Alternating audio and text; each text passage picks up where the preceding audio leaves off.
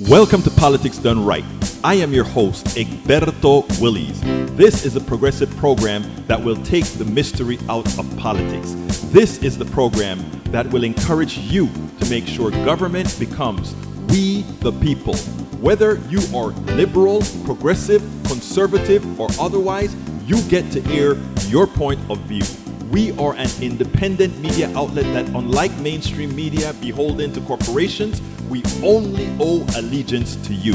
Remember, you can also send me a tweet at EGBERTOWILLIES. That is at Egberto Willies. Let us engage. It is Politics Done Right. Well, folks, welcome to one more edition of Politics Done Right. I'm Egberto Willies, your host. Thank you so kindly for being a part of the show. We are going to have a great show for you today. There's a whole lot happening, but right now we have to get with the program. I have the entire show written, but I wanted to make sure people understood something that is very important. What you are watching on cable news right now, with everybody hyperventilating about this 747 that the Qataris are giving to Donald Trump, is a ruse, and it is driving me crazy. It should drive you all crazy. I want to kind of qualify a few things for you first, okay?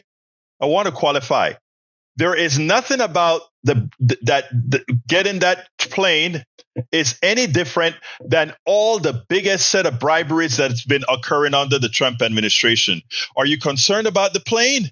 Were you concerned about Truth Social? Truth Social is much worse than the plane. You know what else is much worse than the plane? The coin. The Trump coin is much worse than the plane.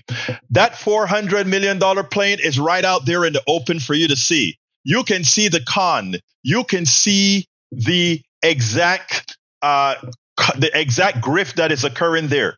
But the ones that most people miss are DGT, the Donald J. Trump stock, as well as the coin. But we're going to go into that further in a little bit further on. Before we get busy, let's do this. Welcome aboard. I missed the first 50 or so people in Substack, but welcome aboard. Carl Heck, Yvonne M. Shimek, Joseph Tucker, Letitia J. Harris, One Trump, Farmers Against Stumper, LBW. Farmers Against Stumper says we have to get them out of our government. I said yesterday. We also need to say hello and good afternoon from Kingwood. I'm so sick of distractions from the real corruption of this regimes. Yikes from LBW. The first person in the house today was, of course, El Señor AVQ, Michael Rudden. Welcome aboard, Michael, from Brooklyn, New York. Patrick Magner from Houston, Texas says meow. We also have Yvette Avery Herod coming in third from Atlanta, Georgia. How you doing, our beautiful Yvette? We also have in the house Edward Peña. ¿Cómo estás, mi hermano? Hola, hola, hola. Aquí de Houston, Texas. We also have Melanie Killen from Barcelona, Spain. La mujer que puede hablar castellano. Está ahí cerca de Catalonia. No, I don't know if it's cerca de Catalonia. How you doing, Melanie Keelan? Love to have you here. Paul Fleming from Powder Springs, Georgia. Lee the Bearcat from Austin, Texas. We also have in the house Joanne from Los Angeles, California. Lee Grant from Montgomery County. Eric Hayes from Atascocita, Kingwood. Mike Cisak from somewhere in Missouri. Thank you guys for being here. Those of you on Substack, go ahead and put your city and state, the new ones. And if you've been there already, just go ahead and throw it in. If you want me to call you out, Farmers Against Stumper is from North Dakota. Great to have you here from Dakota del Norte, North Dakota. All right, folks, let's get busy. Let's get busy.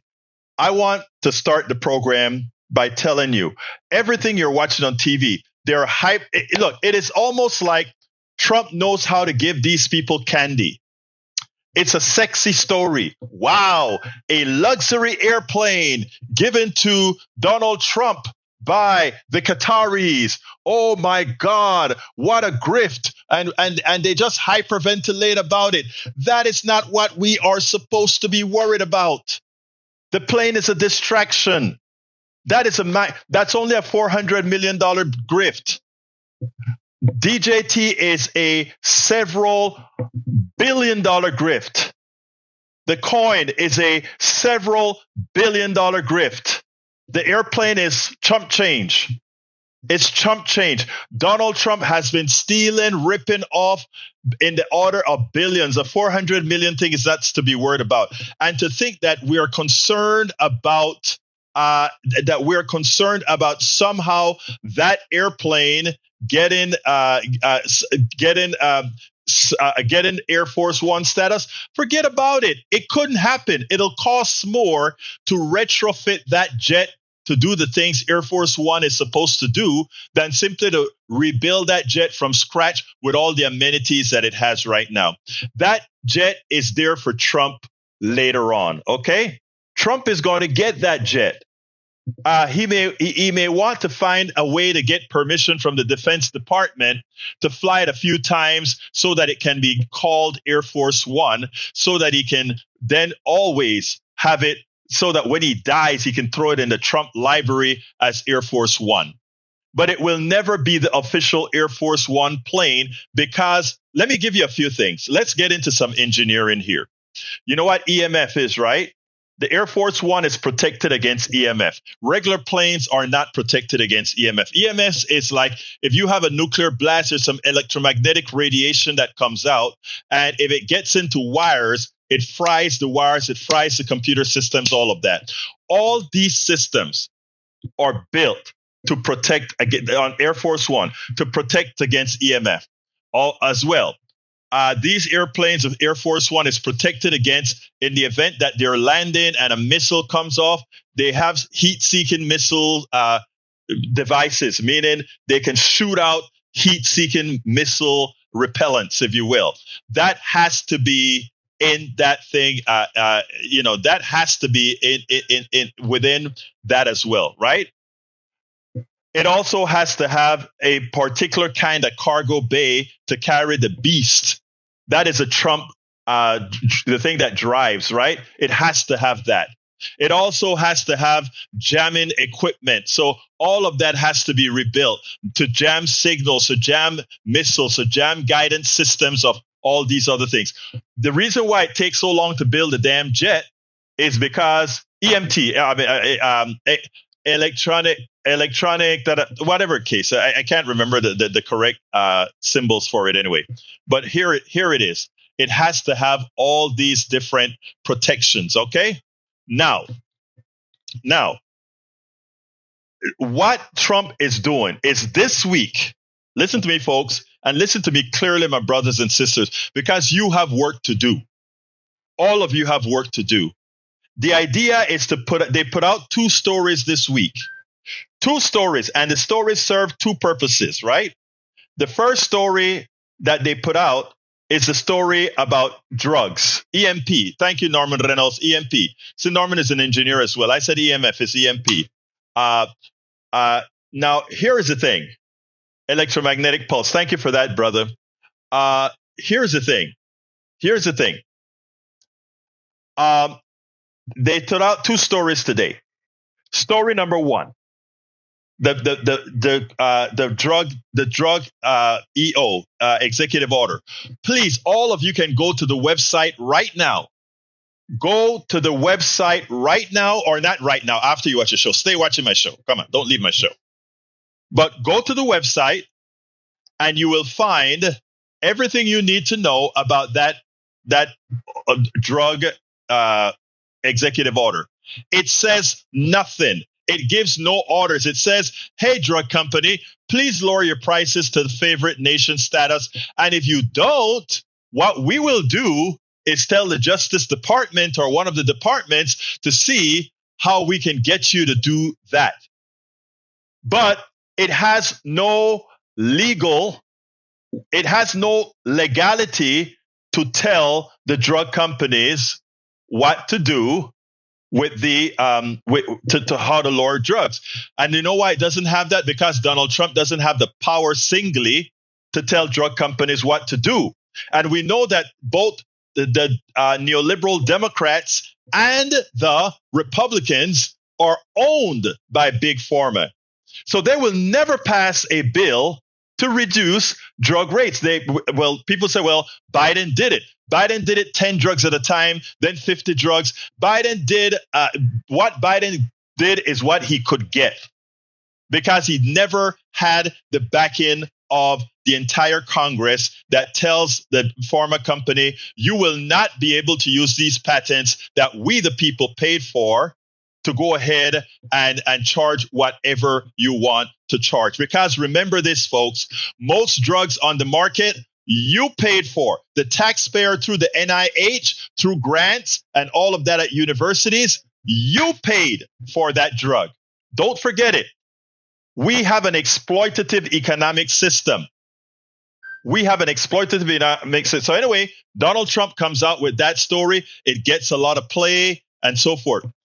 And why he brought that story was for a dual purpose, to get news media. But the second purpose is because he can use the implied savings from these drug prices that he claimed will be following the rules of other countries. And he's going to force the CBO to use those in the computations to make sure they can give the tax cuts using reconciliation instead of regular order. And notice, and let me play a video here where I said Trump says says it out loud, and then we're going to come back. I want to play this video because this is what he did in that regards. Check this out. It is always important that you read between the lines, especially when you have a disingenuous line administration like Donald Trump's administration. I mentioned several times before that the purpose of these tariffs were to simply transfer your monies to the wealthy in a big tax cut. And, people would sort of disregard that. After all, he's negotiating for tariffs, etc. But remember, he may be negotiating for tariffs, but he has kept a baseline tariff of 10% on just about every country or above in the case of China, which is now 30%, and certain parts of Canada, certain products from Canada and Mexico at 25%, and other different ranges elsewhere. So he is attempting to raise money with the tariffs. Has nothing to do with overseas offshoring or anything like that, because he has not instituted any policies to really try to repatriate companies over here other than with tariffs. After all, I gave the example that said, even if we wanted to build factories here, we wanted to bring back making T-shirts, etc. over here, we don't have the equipment to make that, which means we'll have to import the equipment to make that. So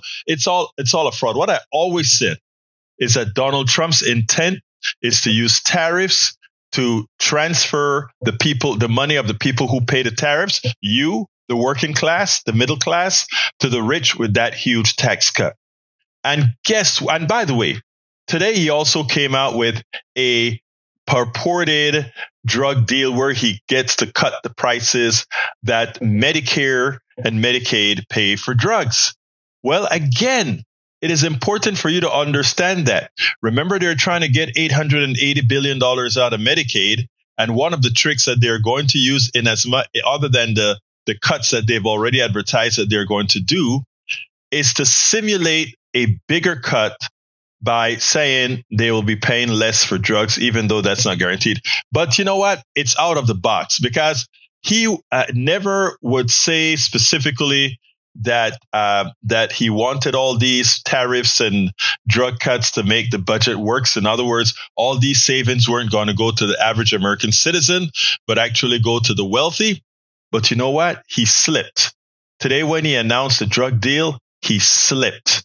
And for those who understand, those who can infer, you'll see exactly what he said. I just called the Speaker of the House, and I just called the our leader in the Senate, John Thune, Mike Johnson. Spoke to both of them. I said, when you score, you're going to have to score two things. You're going to have to, number one, score that hundreds of billions of dollars of tariff money is coming in. But even bigger than that, you're going to have to score that your cost for Medicaid and Medicare and just basically pharmaceuticals and drugs is going down at a level that nobody has ever seen before. It'll pay for the Golden Dome. I see the Golden Dome is there, see? That'll easily pay for the Golden Dome. And we'll have a lot of money left over. We need the Golden Dome, by the way, in this world. Notice what he said. He called up the Speaker of the House and the Senate Majority Leader. And what did he say? When you're scoring the budget, when you're scoring the new budget, you have to think about what we have in tariffs and what we have in the savings from this executive order to reduce the price of drugs. Let's be clear. Neither the price of drugs reduction is a certainty, or the money's that's coming from the tariffs are a certainty. It's not, because for several reasons. Again, he's quote unquote negotiating these tariffs. If he negotiates these tariffs away or very much lower, then the scoring from the CBO will make no sense.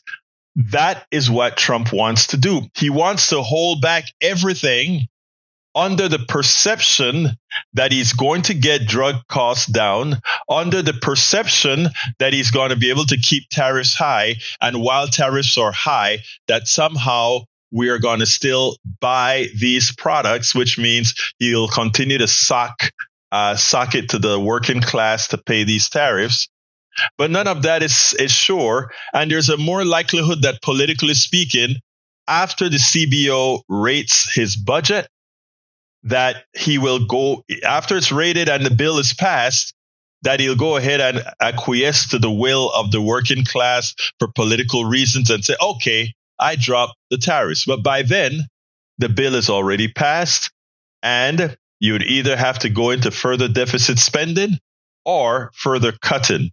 And given for the way he really, really cares about the working class, which means he doesn't care, you will pay the bill, your hospitals will close, and these bad things will continue to happen. Folks, remember, you are being warned, so you likely should be contacting your congressperson.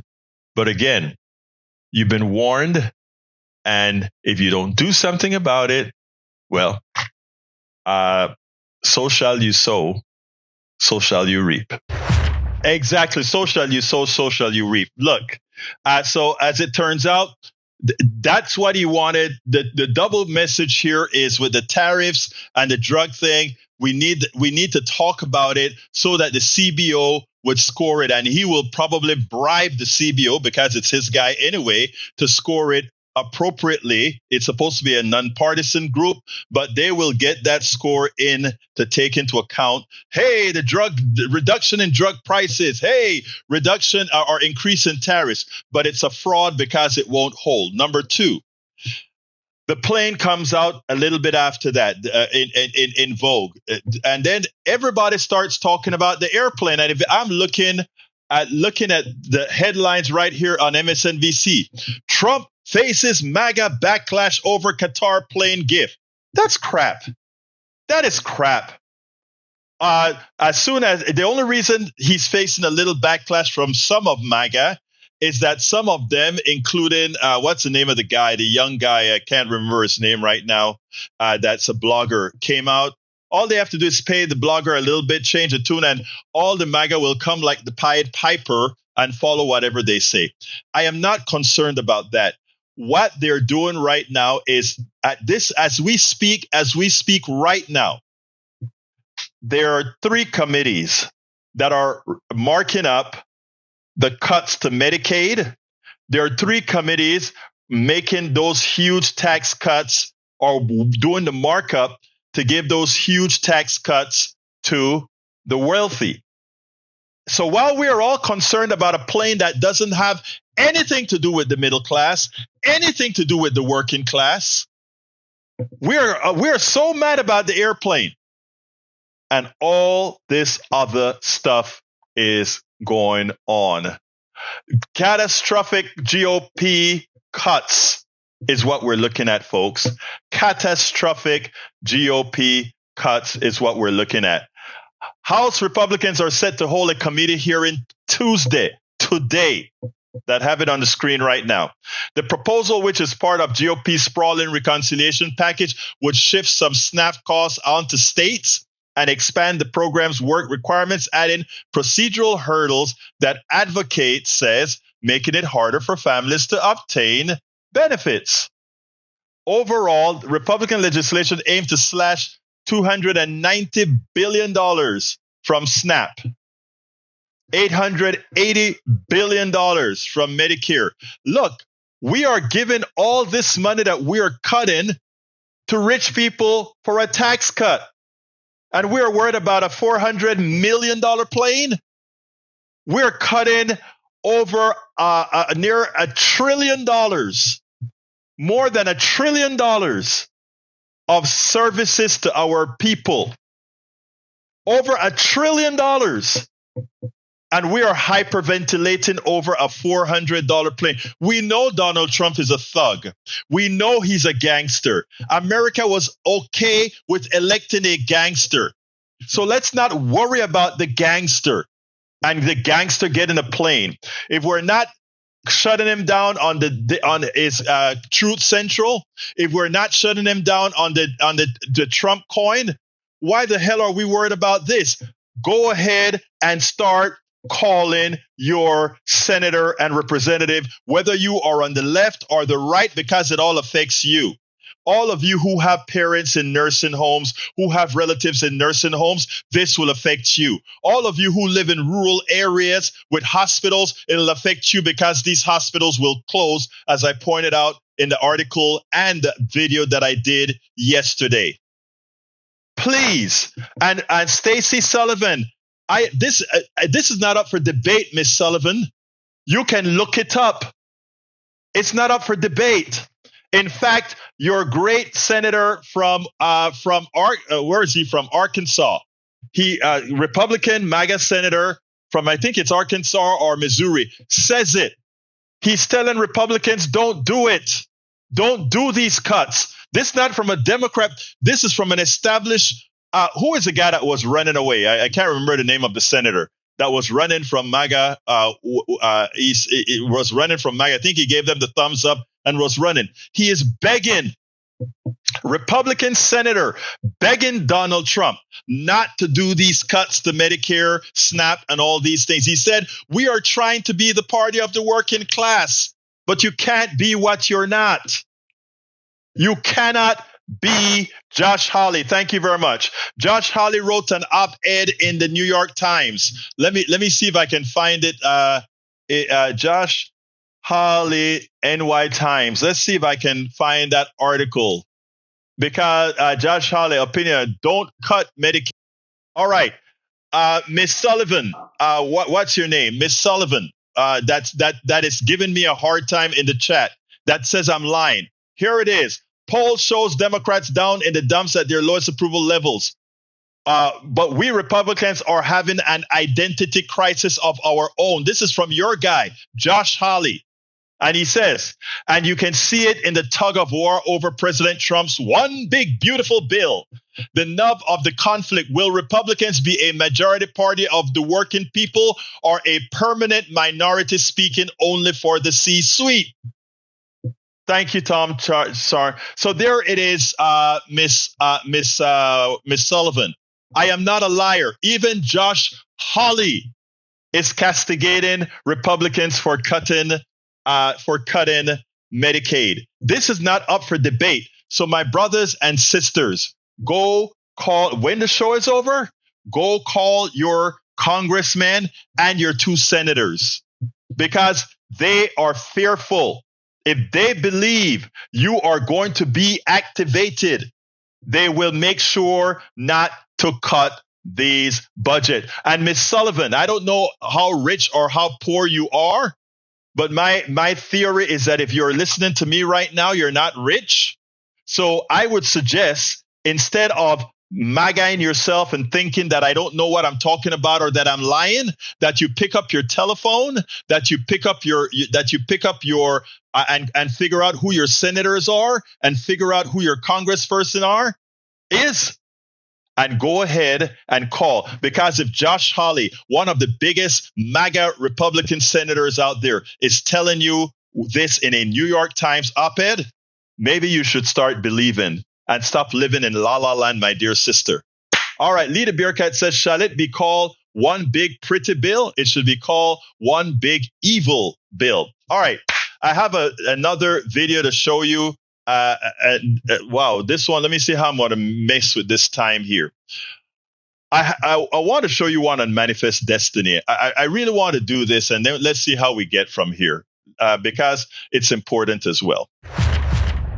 Last week, my good friend called into the program and surprised me with his support for companies like Walmart being efficient, and in so doing, maybe deserving or loss of small cities losing their mom and pop business because Walmart comes in and offers a better, more efficient price, etc., etc., etc. The way we are taught comes out to certain types of analyses, and that goes for me as well. When I learned about how capitalism worked, and when I learned about how America came to be, and when I learned about all these things, I learned it from a certain perspective that made me think it was my level of indoctrination that let me think it was just standard modus operandi. Standard operating procedure. There's just how things are. And that is the way we learn. So we are all indoctrinated to some effect on how things are supposed to be, and that's how they are. I want to give some examples from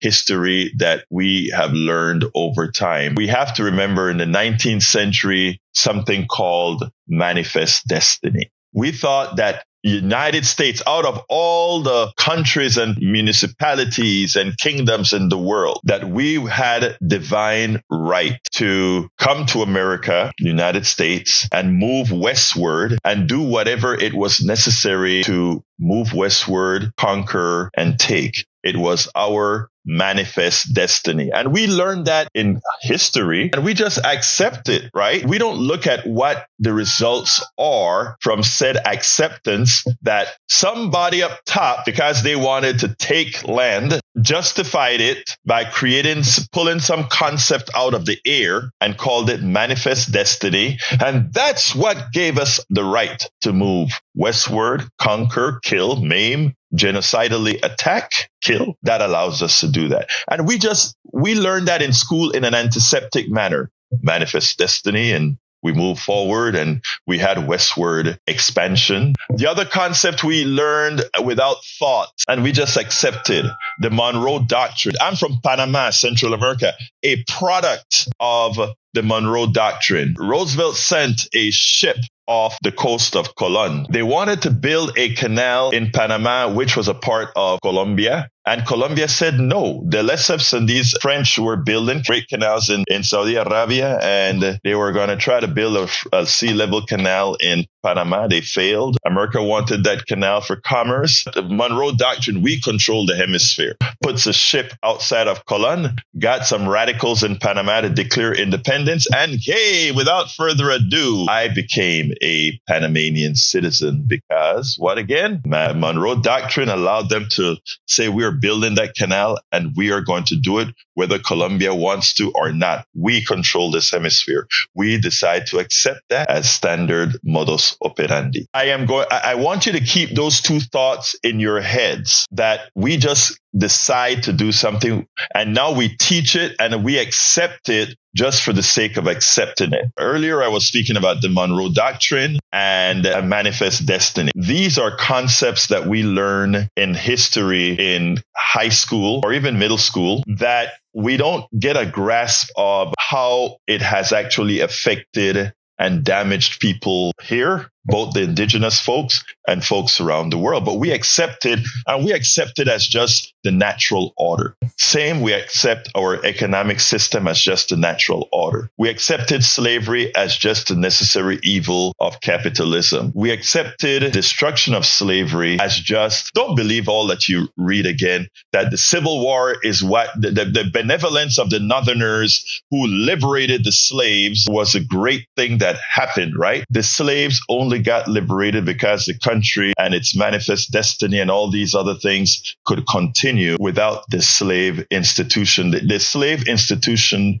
was necessary for the fast development of the United States. That's a statement of fact. And only after the cotton gin and other things that allowed the mechanization of farming, etc., was slavery not necessary going forward, and it could have been ended. And the benevolence of the North to save these folks. Now, look, let me tell my Southern brothers, a lot of folks up North would have you believe that there's something inherently more benevolent on a personal level than the Southerner. Look, I love Southern people. I love Northern people. And I mean that from the depths of my heart. Humanity is humanity is humanity. And the same prejudices that occurs in the South occurs in the North. The only difference is that the South, slavery was necessary because, again, it's a growing region. It's a region that developed cotton and it was very efficient to have slavery then. It's no longer very efficient. Now we have antiseptic slavery in the form of employees. Now that's it.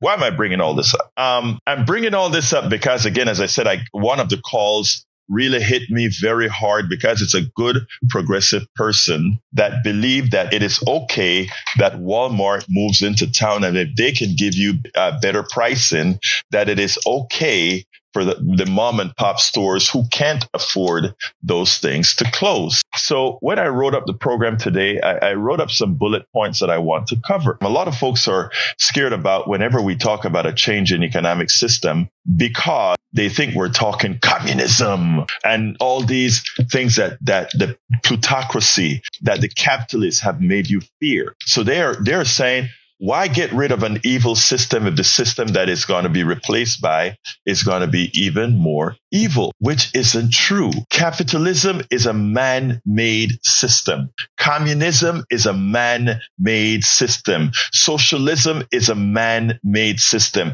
These are fairly absolutes in different directions, but as man-made economic systems, we have the ability to develop systems where that they are equitable and inclusive. In other words, we have a system where capital doesn't have to be God. Our economic system abstracts the different forms of theft to justify the unearned wealth of most millionaires and billionaires. You know, we are lied to, just like we accept manifest destiny as a matter of fact. The Monroe Doctrine as just one of those things. We have accepted our economic system as just one of those things. It is not. None of those things are one of those things. Imagine an indigenous person going to regular high school and simply thinking when they come out and they start to teach you history, teach you about manifest destiny, teach you about Christopher Columbus being this hero, but you knowing that Christopher Columbus in his own writings was somebody who abused children, was somebody who killed and maimed. Not somebody saying, but in his own writings, you don't learn that, but we honor him. Why then should we honor a Donald Trump as well? We don't understand that what we have done, that Donald Trump is a representation in full force of everything, all the things that we have actually done. We were better at being better, but Donald Trump came out and said, this is who we really, really are. Remember that kid learning history, that indigenous kid whose history traced tens of thousands of years on this land, coming out to think when he's learning, has to learn that these people who harmed them, were great people. Imagine Black and Indigenous who have to learn that Lee and all these guys were honorable people, and you want them to sit down in a class and just accept that. You want all of us who are maimed in economic system to sit down and accept it. All of you that are going to work every morning right now, everybody that is sitting down. So when my friend called about, the efficiency of Walmart, and it's okay if they can give the product at better efficiency, we have to understand at whose cost and what makes it more efficient. Somebody called in with a true fact and said, and reminded us that Walmart wealth is acquired by paying lower wages, that all those people in the neighborhood who shop at Walmart at the expense of the mom and pop store, also their taxes has to be used to pay for the substandard employee compensation by giving them welfare, giving them food stamps, because that cheap product that you are getting is at the expense of employees that are making less, employees that now must be on welfare, must be on food stamps. So you're paying cheaper products, but your taxes are making up the bubble. Our capitalism, our economic system has created real estate bubbles, tech booms. These billionaires have made their monies not because they invented something of value, but because they stole something of value. Let's give an example. When it comes to things like the tech boom, when the tech boom occurred, a small group of investors would find three young, I call them the young punks, three young punks that created a website, used fancy words, and capitalized that company, turned that company into stocks. And a lot of people bought stocks in something that had really no value. So we had folks like Mark Cuban and all these other billionaires that during the tech boom, they made money off of capitalized companies that produced nothing, and they sold the companies off before the companies failed from having had products that created nothing. And boom, they became billionaires. But for every billionaire that was created, millions of Americans lost their shirt because they bought these stocks from their ignorance of not understanding how capital markets work. Legal, what all these guys did, but nonetheless legalize what I call legalize theft. And then these are the guys who now run the country. It has nothing to do with democracy. They were all sitting behind Trump. Bezos bought the Washington Post, who decided that it could no longer endorse the president that it found more competent. Why? These billionaires, again, that didn't make their monies but on other people's backs, became wealthy, and they stuck with the one who would ensure that they could keep up and did the wealth. The same thing happened with the real estate bubbles. People that shouldn't have certain loans got the loans because they know they could capitalize on all the sales of those bad loans with certain financial instruments called derivatives and default swaps that by the time the economy crashed from all these bad loans, a lot of billionaires walked off with the money. Another form of theft, the real estate bubble, which I covered in a 5-part series called The Con, created by a friend of mine who was a Hollywood producer. We had currently the billionaires that make profits from the defense industrial complex. When we give all that money to Ukraine, that money doesn't go to the Ukraine. That money goes to the military industrial complex to build bombs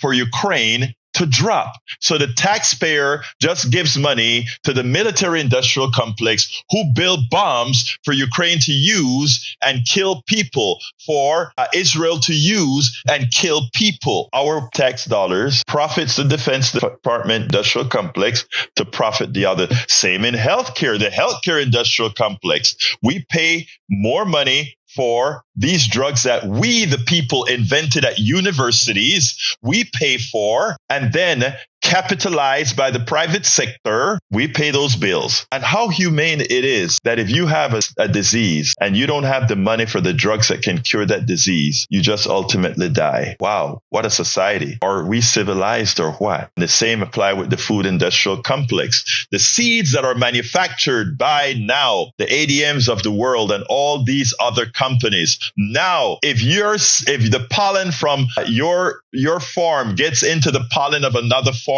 and those genetically modified seeds you start to produce because of pollen migration, you now owe ADM. You can't use your own seeds. You got to pay ADM. Another ripoff of the taxpayer, another ripoff of the average American citizen. But none of this stuff is discussed in detail on mainstream media. You don't know this stuff.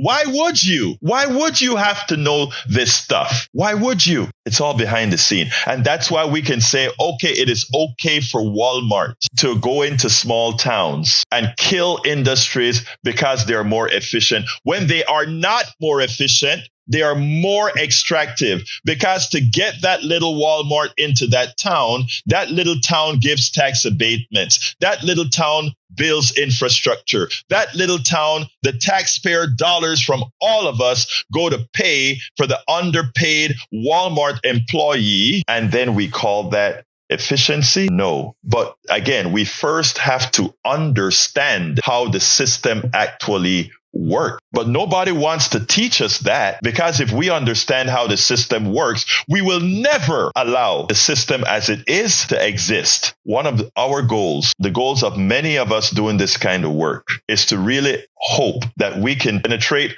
the space of enough to understand how the system works so that we can ensure it cannot persist, and we develop a truly equitable system where your worth is dictated by what you really are. And for those who says, well, this system works and all the skyscrapers we build and all the streets we build, and what system is more efficient? It doesn't quite exist yet, but we can create it because it is all man-made. The people who build those skyscrapers can't even enter them after they're built. The people who believe that we need this economic system in order to have innovation, the innovators don't make the money in this country. It's the people who decide, I am going to invest in that innovator, that makes the money. We have to understand that engineers don't ask for much. Scientists don't ask for much. It's the people who go to business school and figure out how they can live on the intellect of others that make the money in this country. Once we understand that, we'll start demanding what is ours, what we work for. What is ours, and yes, what we work for. Let's see what time. I think I have time for the other video. I want to show you, this is an important video from Scott Galloway, important video. Professor Scott Galloway, economist and serial entrepreneur, I tell you, he didn't mince his words as he expressed something that we have been trying to articulate forever. And that is, our corporate sector corporations don't give a damn about the American people, about society, about anything. Their sole purpose is just as the God of capitalism said. And who's that God? Milton Friedman. And of course, with his cast of Chicago boys who really went throughout the world preaching the gospel to this type of capitalism that has done nothing but wreak havoc on the middle class throughout the world. And you know what? It has come home to roost, because now that we have, for all practical purposes, gone in our backyard and pretty much have the corporate terrorization of the rest of the world, it is, as you run out of places to do that, you have to do it at home. And that's just what's happening here. I want you to listen to this professor. And this guy is no communist or anything like this. This guy's a true capitalist. And this is what he has to say. Check this out, and then we'll take it on the other side. what made American businesses so apathetic in this political moment? You just articulated something that can't be a surprise for the smartest people on Wall Street and in our economy. They cannot be surprised that is exactly what Trump's tariffs are going to usher in for the consumers and for the American economy. Why were they silent, largely silent, during the 2024 presidential election? I've been on 7 public company boards and a couple dozen private company boards, and we started virtue signaling and lying to the public that it was about stakeholder value, not shareholder value, that we cared about America, we cared about citizenship, we cared about civil rights, we cared about DEI. That was all BS. At the end of the day, it really is about shareholder value. That's what companies are there for. Private companies are so good at making money, they shouldn't be trusted to do anything else. And if you're waiting for the better angels of Mark Zuckerberg or for Jeff Bezos to stand up and be a true patriot and say no, that he's going to put the cost of tariffs, which is free speech, next to his products, don't hold your breath. And what these companies are doing is saying the best thing you can do for shareholder value in a mob-like economy where there are incentives to behave is to just stay quiet, quite frankly, placate the president, maybe buy the documentary on his wife for $40 million, which is about $38 million more than you would pay for a similar documentary. Maybe give $1 million to his inauguration campaign. Maybe put out a false press release or a misleading one saying you're investing $500 billion. And maybe like Apple or an automobile company or someone who's on his lunch calendar, you'll get an exemption from these tariffs. So their rationalization, and I know that what's happening in these board meetings is let's hold our nose, kiss his ass, quite frankly, and hopefully we'll be one of those companies that gets an exemption. This is the definition of corruption and a kleptocracy, because the companies that don't get an exemption are the small and medium-sized businesses in America, of which create 2/3 of our jobs. And 98% of companies dependent upon import and export are small and medium-sized businesses. So if you're Apple, you have nothing to worry about. If you're even Netflix, this ridiculous 100% tariff on media coming to the U.S., which would result in a tariff on American media and would really hurt Netflix. Netflix stock didn't really go down. Why? Because people realize that A, the president will probably blink, and 2, Netflix would probably get an exemption. So when your ability to thrive and maintain shareholder value is a function of your proximity to the president and denying or not standing up for what I'd call traditional American values, you can empathize with the fact that they believe they're serving their shareholders' interests. It's especially disappointing, Nicole, because of the 500 S&P CEOs. I would bet 495 of them wake up in the morning and look in the mirror and say, hello, Mr. President. And the president, someone who aspires to be in the cabinet or be the president, the primary attribute should be leadership. And what is leadership? Leadership is doing the right thing when it's really hard. And I would argue none of them have shown the backbone to stand up to the president and say, these are not American values. And I would write, or I have written and believe, that this is an enormous consumer opportunity for a company to stand up and say, through the lens of athletics, a Nike could put out a great statement in the form of a commercial. They probably makes the best commercials in the world, saying that immigration, freedom, incredible people from different diversity, through the lens of sport, that these are American values. And I think America would know what they were saying. And I think that company, especially the one that goes first, is going to be on the right side of a torrent of incremental spending. I think there's a huge opportunity for an American company to speak up and say, what's going on here? Rounding up American citizens, sending them to what effectively, at best are black sites, at worst are concentration camps, declaring war on our allies that we've had amazing trade relationships with, that have resulted in incredible prosperity. I think there's an opportunity for someone to speak up, but no one has taken that risk for fear in the short term it'll hurt shareholder value. In sum, I think there's been a domino effect of cowardice among our CEOs. It's quite disappointing. Unfortunately, though, while I agree with the symptoms and the realities that Scott Galloway speaks about, the one point that I think he fails is that he believes that the system with brave corporate leaders could actually work. The problem is we live in a system that allows, if the dynamics of the system is to allow its failures, if is to allow greed to be rewarded, then it's hard to believe that you would ever have enough benevolency in that structure to have a viable economic system that is equitable for all.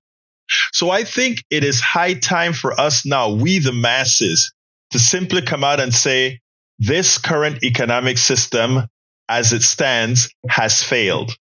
I mean, you determine success or failure by the success or failure of all the parts.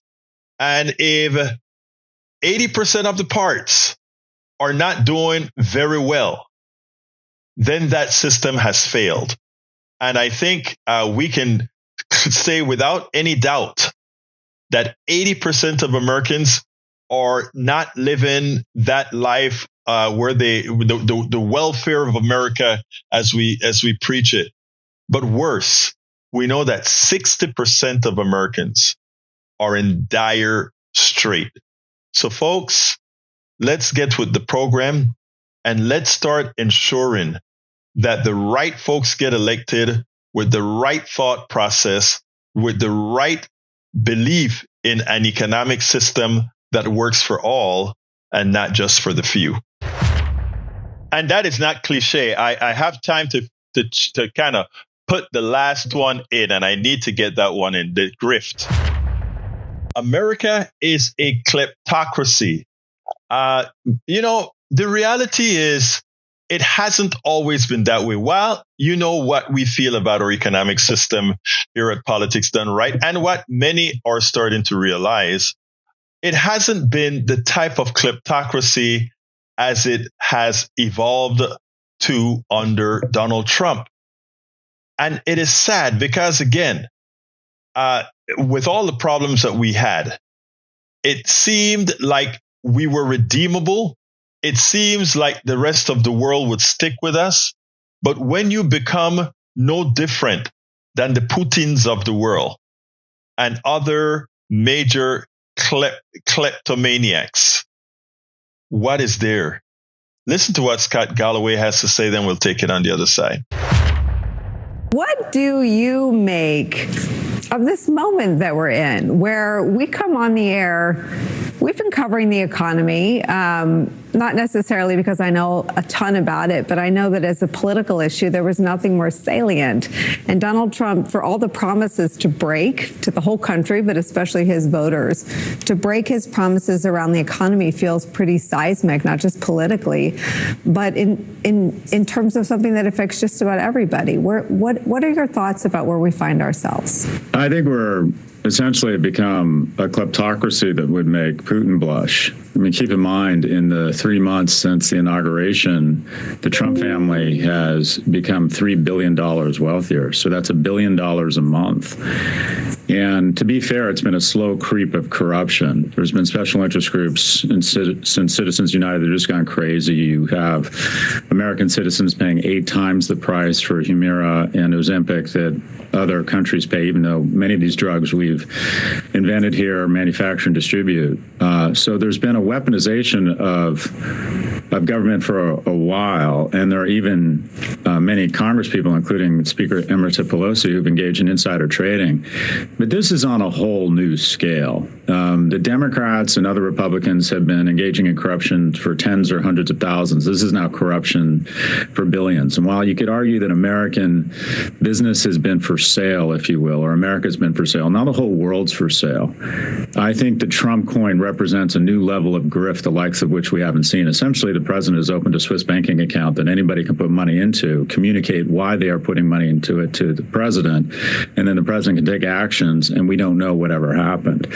And I believe it's probably already happened. And the question I would put forward is, if you're Vladimir Putin and you're spending $500 million a day on a failed war in Ukraine, wouldn't you be stupid not to somehow communicate to the president that you're willing to make him the wealthiest man in the world in exchange for maybe stopping arms shipments or intelligence to Ukraine? I think, people say, well, that's a conspiracy theory. I would argue that's just basic logic. I think Putin would be stupid not to do that right now. And I think potentially that or smaller instances of that are happening all over the world right now. And the problem is we don't even know about it. I think this level of corruption is like an iceberg. I think the majority of it is taking place below the surface. So we're in a full kleptocracy at this moment. Scott Galloway nails it. But what's the solution? The solution, it was so easy. We had 4 years of Donald Trump. The rest of the world thought that was a mistake. It was a mulligan for the American people as long as we didn't do it again. But we messed up. We did it again. And therefore, getting the respect of the rest of the world is going to be very difficult, and it won't occur quickly. It will take several presidential cycles of not screwing up for us to redeem ourselves. And with the type of mentality that we have yet to overcome, that is going to be difficult. But if we really care about this country, it is high time that we pretty much atone by ensuring in 2026 there is a landslide. I am not talking about a minor win. I'm talking about a landslide that the rest of the world can see they have woken up. They understand that what they did was not only wrong, but it put a blight on what everybody thought America was. It is in our hands now. It is definitely in our hands now. We are now at 57. Folks, we're about to get out of here. This is the time that I ask you if you understand what we're up against, if you understand the work that we have to do, please go ahead and support the program. And how can you do that? Before I do that, I want you guys to see the type of work that we have to do consistently. It's not just 2 radio shows a day. It is not just a few blogs a day, but it's a constancy of making sure that we keep, what is the word Donald Trump, or folks use about Donald Trump stuff? We have to keep the zone flooded because they are flooding the zone. The reason why you have a lot of folks in our chat that are completely ill-informed, it's not their fault. It's what they hear. I repeat, it's not their fault. It is what they hear, and it is a job of ours to go out there and help. And I thought I had this link ready to go, but I'll go ahead and type it in here and hope it's the right one, HTTP. And that is, let's see if this, let me see, that .com/info. I think this is it. Bear with me 1 second. I think this is the link. I need to test it first to make sure that it's the right link before I throw it in there. Nope, it's the wrong link, of course. I think it's politics. doneright.com/info. I think that's the link that I have everything at. It's not that.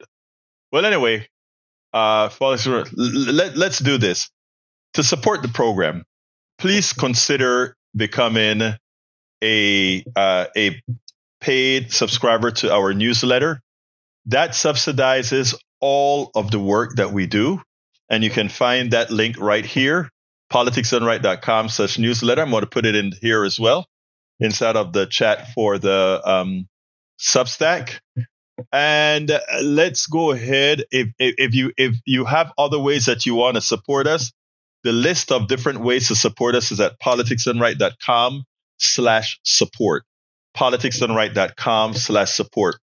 This is complete. We are not, no corporation owns us. You are the ones who support what we do. You are the ones who help us get the message out. We couldn't do it without you. So I'm asking you to consider becoming paid subscribers of our newsletter. That is the most efficient medium that we're using right now for support, even as we have many others.